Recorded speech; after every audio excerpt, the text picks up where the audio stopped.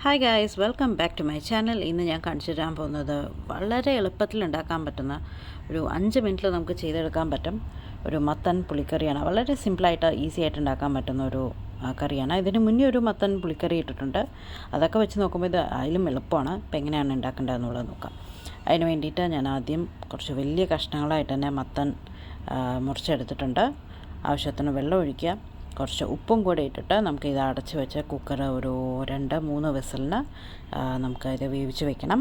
ഇത് നമ്മൾ മാഷ് ചെയ്തിട്ടാണ് ഇതിൽ ഇടുന്നത്, അതുകൊണ്ട് കഷ്ണങ്ങളായിട്ട് കിട്ടില്ല. അപ്പോൾ 2-3 വിസിലിന് നമുക്ക് ഇത് പ്രഷർ കുക്ക് ചെയ്തെടുക്കാം. കുക്കറൊക്കെ വിസിലൊക്കെ വന്നു, ഞാൻ തീ ഓഫ് ചെയ്ത് വെച്ചിട്ടുണ്ട്. പ്രഷറൊക്കെ പോയാൽ നമുക്ക് തുടങ്ങാം. അപ്പോൾ ആ സമയം കൊണ്ട് നമുക്ക് കറിയുടെ ബാക്കിയുള്ള പ്രിപ്പറേഷൻസൊക്കെ സ്റ്റാർട്ട് ചെയ്യാം. അപ്പോൾ ഞാൻ കൽച്ചട്ടിയിലാണ് ചെയ്യുന്നത്. ഒരു 2-3 ടീസ്പൂണോളം വെളിച്ചെണ്ണ ഒഴിച്ചു കൊടുത്തു. ഒരു 1/2 ടീസ്പൂൺ കടുക് നന്നായിട്ടൊന്ന് പൊട്ടി വന്നാൽ ഒരു 1/2 ടീസ്പൂൺ ഉഴുന്ന പരിപ്പ്, പിന്നെ ഒരു 1/4 ടീസ്പൂൺ ഉലുവ, ഒരു 2 നുള്ള് കായത്തിൻ്റെ പൊടി അല്ലെങ്കിൽ ഒരു 1/4 ടീസ്പൂൺ കായത്തിൻ്റെ പൊടി ഇട്ട് കൊടുക്കുകയാണ്. ആവശ്യത്തിന് കറിവേപ്പില.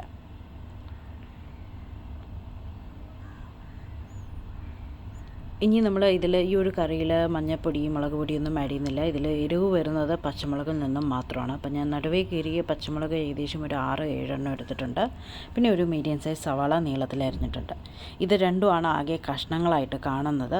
കാരണം മത്തൻ നമ്മൾ പൊട്ടറ്റോ മാഷ് കൊണ്ട് നന്നായിട്ട് മാഷ് ചെയ്തിട്ടാണ് ഇതിലിടുന്നത്. അതുകൊണ്ട് വേറെ കഷ്ണങ്ങളായിട്ട് ഇതിൽ വേറെ ഒന്നുമില്ല. ഞാൻ പറഞ്ഞല്ലോ, എരിവിനും നമുക്ക് ഈ ഒരു പച്ചമുളക് മാത്രമേ ഉള്ളൂ. ജസ്റ്റ് ഒന്ന് പച്ചമണം മാറുന്നവരെ ഒന്ന് ഇളക്കിയെടുത്താൽ മാത്രം മതി.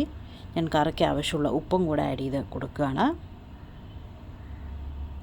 ഇനി നമുക്കിതിലേക്ക് ആഡ് ചെയ്യേണ്ടത് പുളി പിഴിഞ്ഞ് വെച്ച വെള്ളമാണ്. ഞാൻ ഏകദേശം ഒരു ചെറിയ നെല്ലിക്ക വലുപ്പത്തിൽ പുളി നന്നായിട്ട് കുറച്ച് ചുടുവെള്ളത്തിൽ കുതിർത്ത് വെച്ചിട്ടുണ്ടായിരുന്നു. എന്നിട്ട് നന്നായിട്ടൊന്ന് പിഴിഞ്ഞ് വെള്ളം മാത്രമാക്കി എടുത്തതാണ്.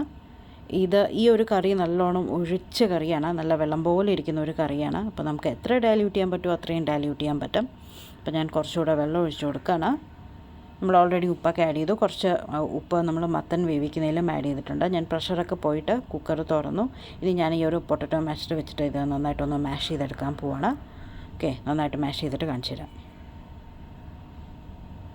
ആ സമയം കൊണ്ട് നമ്മുടെ വെള്ളം പുളിവെള്ളം നന്നായിട്ട് തിളച്ച് വരും. നന്നായി തിളച്ച് വന്നാൽ നമുക്ക് മാഷ് ചെയ്ത് വെച്ച മത്തൻ കൂടെ ആഡ് ചെയ്ത് കൊടുക്കാം.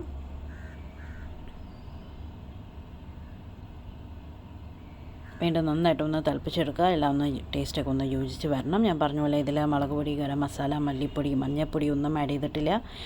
എരിവ് വരുന്നത് വെറും പച്ചമുളകിൽ നിന്ന് മാത്രമാണ്. അപ്പോൾ നിങ്ങൾക്ക് കുറച്ചുകൂടി എരിവ് വേണമെന്നുണ്ടെങ്കിൽ കുറച്ചുകൂടെ പച്ചമുളക് ആഡ് ചെയ്ത് കൊടുക്കാം കേട്ടോ. നന്നായിട്ടൊന്ന് തിളച്ച് വന്നു കഴിഞ്ഞാൽ തീ ഓഫ് ചെയ്യുക. ഫൈനൽ എൻ്റെ ഒരു പൊടിക്കൈയാണ്. ഞാൻ കുറച്ചുകൂടെ കായത്തിൻ്റെ ഒരു 2 നുള്ളുകൂടെ കായത്തിൻ്റെ പൊടി ഇതിലേക്ക് ആഡ് ചെയ്ത് കൊടുക്കുന്നുണ്ട്. അതൊരു സ്പെഷ്യൽ ടേസ്റ്റ് തരും. എന്നിട്ട് തീ ഓഫ് ചെയ്യുക. നന്നായിട്ടൊന്ന് തിളച്ച് വന്നു കഴിഞ്ഞാൽ സെർവ് ചെയ്യുക. നല്ല ചൂട് ചോറിൻ്റെ ഒപ്പം ഈ ഒരു പുളി കറി കഴിക്കാൻ നല്ല സൂപ്പറാണ്. അത് നല്ല ചൊടിയുള്ള നല്ല പുളിപ്പുള്ളൊരു കറി വേണമെന്നുണ്ടെങ്കിൽ ഈ ഒരു കറി ഉണ്ടാക്കി നോക്കിയാൽ മതി. വളരെ എളുപ്പമല്ലേ ഉണ്ടാക്കാൻ വേണ്ടിയിട്ട്. എന്തായാലും എല്ലാവരും ട്രൈ ചെയ്ത് നോക്കൂ. ട്രൈ ചെയ്തിട്ട് എങ്ങനെയുണ്ടെന്നുള്ളത് പറയൂ. നമുക്ക് പുതിയ വീഡിയോ ആയിട്ട് വീണ്ടും കാണാം. വീഡിയോ ലൈക്ക് ചെയ്യുക, ഫ്രണ്ട്സിനും ഫാമിലിക്കും ഷെയർ ചെയ്യുക. Bye bye.